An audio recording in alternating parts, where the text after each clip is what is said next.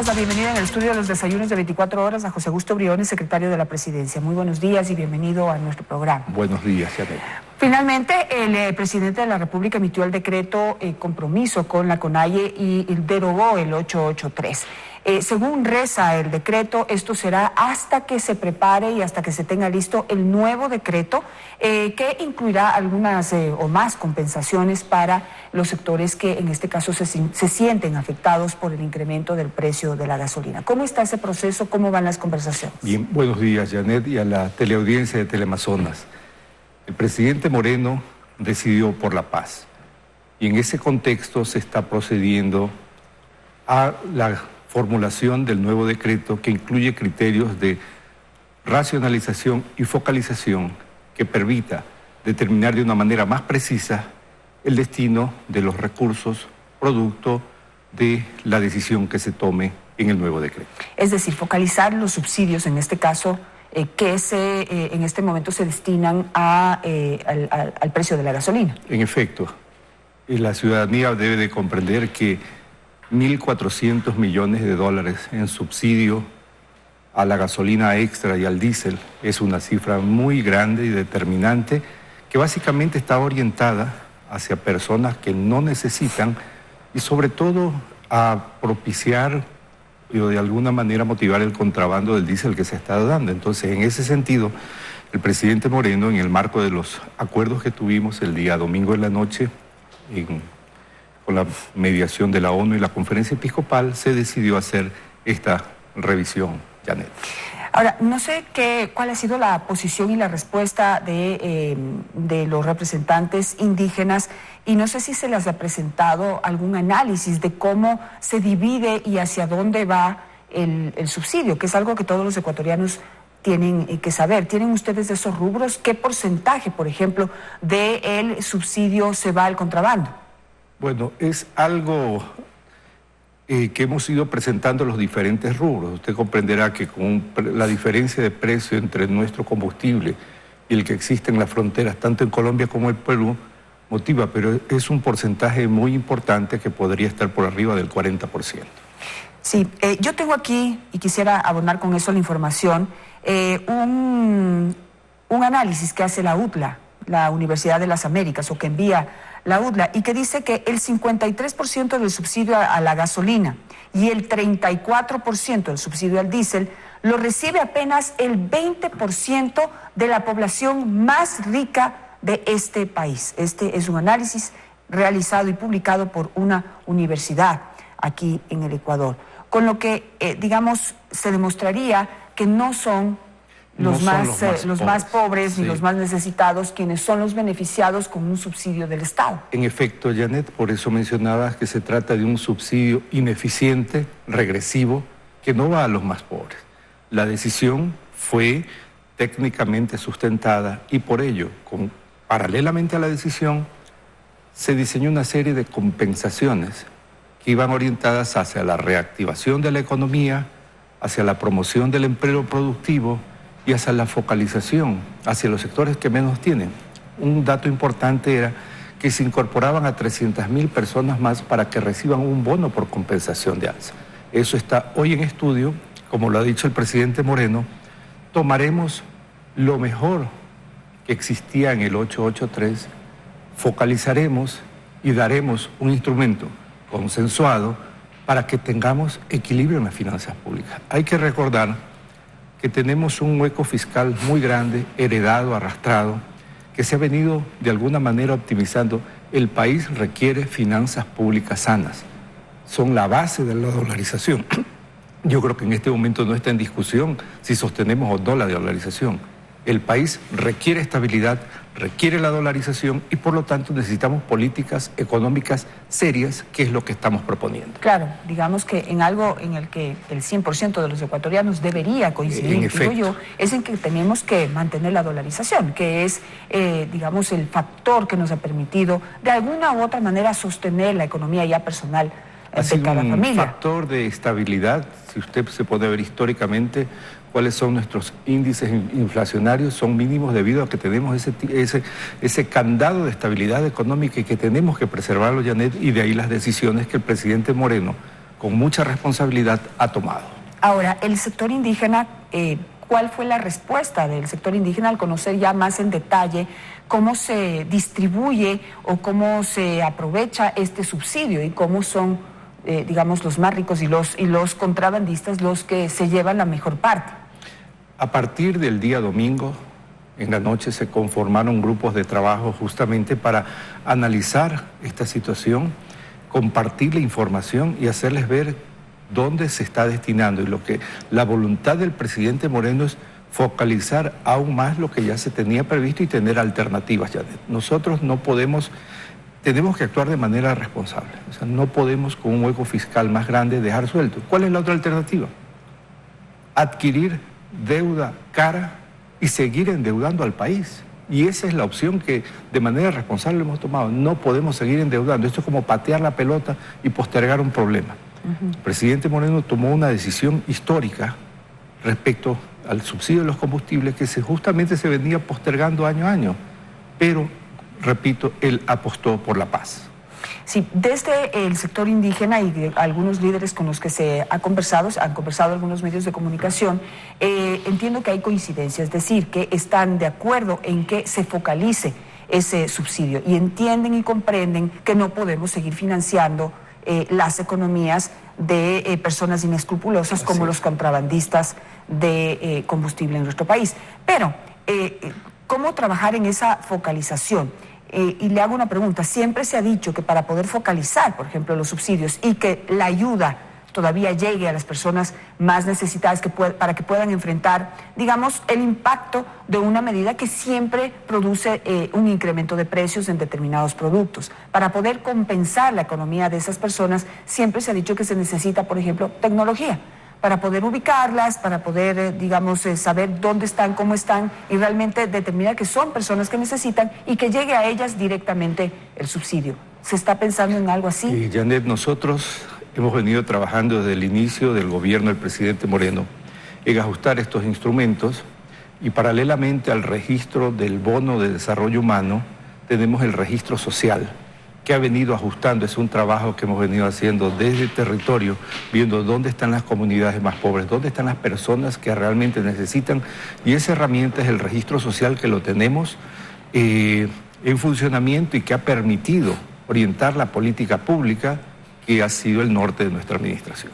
¿Y cómo hacerles llegar el dinero para que puedan, digamos, compensar sus economías? La manera más efectiva son políticas públicas dirigidas a quien menos tiene. ¿Qué significa esto?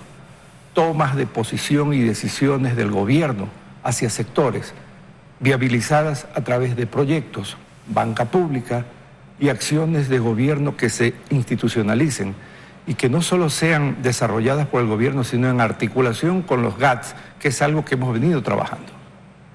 Ahora, el sector indígena también ha planteado y ha puesto sobre la mesa algunas alternativas que quisiera saber qué respuesta se les ha dado o si están en análisis. Y es, por ejemplo, ellos dicen, bueno, por un lado vamos a recuperar 1.400 millones de dólares de los subsidios, digamos, aceptan y se abren a la posibilidad de que esos subsidios, independientemente del monto que se recoja, deben ser reformados porque no puede llevarse los contrabandistas y los más ricos de este país ese subsidio, pero presentan otras alternativas que dicen que pueden recuperar más dinero para nuestro país. Uno de ellos dice el cobro de impuestos. Entonces, leía una cifra, y no sé si usted tiene esa cifra, que hay 25 empresas que ya deben 500 millones de dólares en este momento al SRI. Nosotros hemos venido compatibilizando lo que son política económica y asimismo programas que vayan hacia los que menos tienen. Hemos hecho un agresivo cobro de impuestos, la optimización, la remisión tributaria que se hizo el año pasado, que lamentablemente ha sido malinterpretada, significó de alguna manera sincerar el cobro de impuestos. Había el 90% de personas que estaban informalizadas, por decirlo de alguna manera, en el sector porque tenían deudas pequeñas. El 95% dijo, señor, bueno, le perdonamos, pero pague el resto, formalícese, incorpórese a la economía. Aquí se trata de dinamizar la economía para que todo el Ecuador se beneficie. Y eso es lo que hemos venido haciendo. Así que son decisiones que ya hemos venido tomando, Janet. En este, digamos, cobro agresivo de impuestos, ¿cuál es la política? Porque digamos que ya históricamente hemos visto que siempre al final de cada año hay alguien que queda debiendo impuestos. Muchos de esos son pequeños y medianos comerciantes, productores, emprendedores, que quizás en la economía del año no les fue bien y no pueden pagar. Y eso no justifica que no paguen los impuestos, pero digamos son situaciones distintas. Pero digamos siempre se ha dicho que a los grandes contribuyentes también como que son demasiado flexibles. ¿Cómo estamos ahí? Janet, hay que recordar algo y tal vez por el fragor de la discusión no se analizó la propuesta que estaba en el 883. El único impuesto que se estaba proponiendo era orientado a las empresas que facturan más de 10 millones de dólares al año, lo que iba a dar un ingreso de 300 millones de dólares durante 3 años, 100 millones de dólares al año, orientados a salud, educación y seguridad. Eso era coherente con la política que venimos aplicando de tributos. Nosotros tenemos un valor incremental que se ha dado de cobro de tributos. Por lo tanto, eso era consecuente con lo que hemos venido haciendo. Claro, porque y ahí, digamos, me sorprende, ¿no? Y creo que todos debemos hacer aquí un examen de conciencia. O sea, no sé si se analizó a fondo el decreto 883, que contemplaba varias, digamos, decisiones y compensaciones para quienes puedan ser golpeados por la medida. Y también se preveía que, digamos, haya un grupo, una parte de la sociedad ecuatoriana que pueda también contribuir con un poco más que los demás. Entre esas era eso. Lo que pasa es que el 0,01% teóricamente suena muy poquito, pero el resultado de esa contribución son 300 millones de dólares. 300 millones de dólares. Lamentablemente toda la discusión se focalizó en el desmantelamiento de los subsidios que era necesario, pero se olvidó la otra parte. Por ejemplo, el hecho de que aquí 105.000 personas, 105.000 empresas son susceptibles de anticipo de impuesto de la renta. Más o menos 95.000 iban de dejar las pequeñas empresas, los pequeños emprendimientos, iban a dejar de liquidar el anticipo al impuesto a la renta. Eso dinamizaba la economía, flexibilizaba, pero no se consideró esos temas que eran de una política económica responsable. Digamos aquí la posibilidad, por ejemplo, de trabajar con los municipios, para que sean los municipios aquellos que reciban o distribuyan digamos, parte de este subsidio, como parte de la focalización que hablábamos en un inicio, para no seguir compensando a los transportistas, sino tener una mecánica para que sea el usuario del sistema de transporte público el que reciba ese subsidio. En algún momento se escuchó una propuesta en el sentido que puede haber unas tarjetas magnéticas como existen en otros países, en donde ahí el usuario paga la tarifa básica normal, la que ha vuelto a su vigencia en este momento, y los municipios compensan o pagan ese subsidio, digamos, ese valor adicional que debería valer la tarifa, que se paga a los transportistas. Las opciones tecnológicas son muchas, Janet. Aquí lo importante es la decisión que existe con mecanismos de gobierno central, de gobiernos autónomos descentralizados, pero ¿cuál es el foco? ¿Cuál ha sido la disposición? Y es la disposición del presidente Moreno. De alguna manera, blindar a los que menos tienen, con los mecanismos tecnológicos que sean. Y esa ha sido la acción de gobierno que venimos ejecutando. ¿Cómo va, digamos, cómo fluye el diálogo? Hay algo que dijo el señor Vargas en la reunión pública que se hizo con el presidente de la República y sus ministros, en el sentido de que han estado tratando, ha habido acercamientos, o sea, develó que ha habido conversaciones con los sectores indígenas durante los 2 últimos años, pero que en algunas cosas no han dado resultado. ¿Eso es verdad o cuál es el análisis que ustedes les hacen? ¿Por qué no han ido avanzando, digamos, los pedidos que han hecho los indígenas en este caso? Janet, resulta evidente que las demandas ciudadanas muchas veces son superiores a la capacidad de respuesta del Estado. Hay que hacer un poco de historia de qué encontró el presidente Moreno, qué etapas tuvo que desarrollar. Primero hubo que desmantelar un modelo del socialismo del siglo XXI que nos llevaba a ser Venezuela. A veces olvidamos un poco lo que encontramos. La primera etapa era desmantelar el modelo del socialismo del siglo XXI. La segunda etapa institucionalizar el país. Hoy tenemos funciones del Estado que trabajan de manera independiente. Y luego, recuperar la economía y tener una economía sana, que es lo que estamos haciendo. En ese proceso hemos venido escuchando a todos los sectores, la mayoría de ellos con demandas legítimas. Y en todo este proceso, porque con un hueco fiscal tan grande hemos venido atendiendo esas necesidades y lo estamos haciendo de manera responsable. Luego de la reunión con los grupos indígenas, que fueron los que pues estaban en las calles, los vimos aquí en la ciudad de Quito, realmente ejerciendo muchísima presión, ya la ciudadanía pedía que esto termine. 12 días de paro son demasiados, hemos perdido demasiado dinero en la paralización en cada día de paro, pero ahora, digamos, se llega a un acuerdo o se conversa y se sientan a conversar con quienes pues se levantaron, ¿no?, en esta protesta. Y está, digamos, muy bien que sean en este momento invitados a una mesa de conversación. Pero hay otros sectores que se quejan ahora. Digamos, quieren también tener una representación dentro de la mesa de conversaciones, porque si bien el sector indígena tiene una fuerza que la hemos visto, no tienen una representación de la mayoría de la población. Es decir, tienen fuerza en las calles, pero hay otros sectores que también quieren ser escuchados, que también quieren propuestas, que quieren llevar propuestas a la mesa de negociación, que quieren que los indígenas y otros sectores sociales escuchen también su situación para que sea considerada. Y no solamente esto sea una reunión o un grupo de reuniones en donde haya gente que mañana se sienta excluida y que empiece también a presionar de otras maneras o a través de otros canales. En efecto, Janet, y nosotros hemos dado la muestra de ser un gobierno de diálogo. Cabe recordar que el señor vicepresidente de la República viene liderando el proceso de diálogo nacional desde hace algunos meses. Y esas voces las hemos escuchado y sus inquietudes serán incorporadas a esta decisión de país que estamos tomando. Perfecto. Vamos ahora a otro aspecto, digamos, de la situación que hemos vivido en los últimos días. Y se develó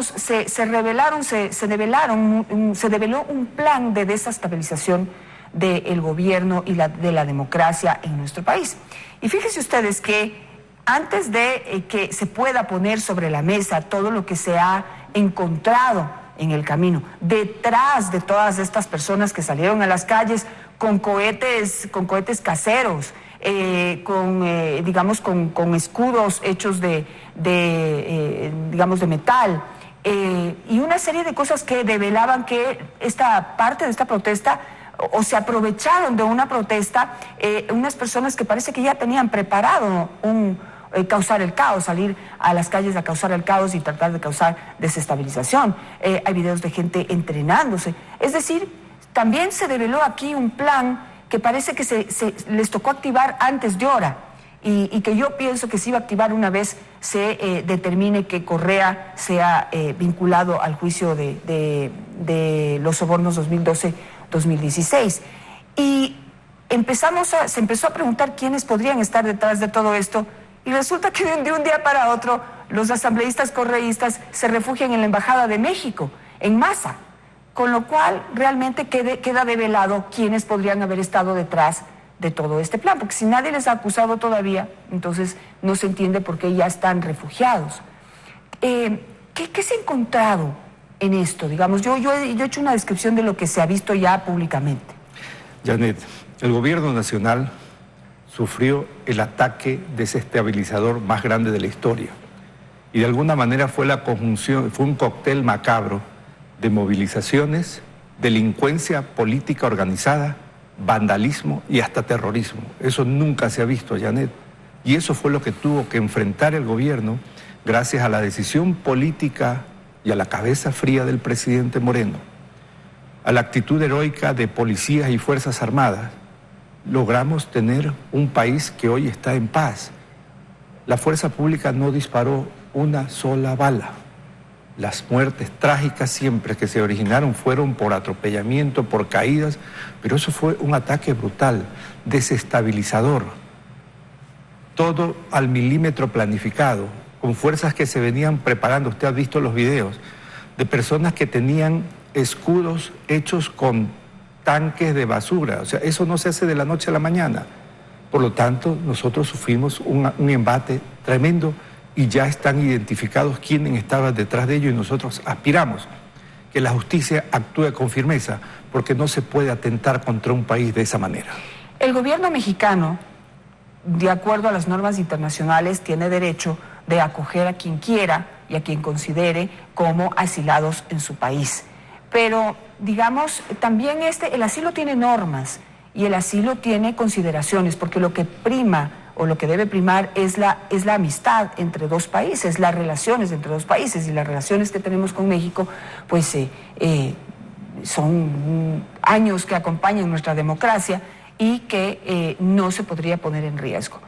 ¿Ya se ha tomado contacto con el gobierno mexicano para saber qué es lo que está pasando y por qué están ahí estas personas, digamos, refugiadas en este momento? Porque no están asiladas todavía. Nosotros estamos utilizando los canales diplomáticos y políticos apropiados y aspiramos que México, como país hermano, tenga la sensibilidad y sepa y reconozca que esto no se trata de perseguidos políticos.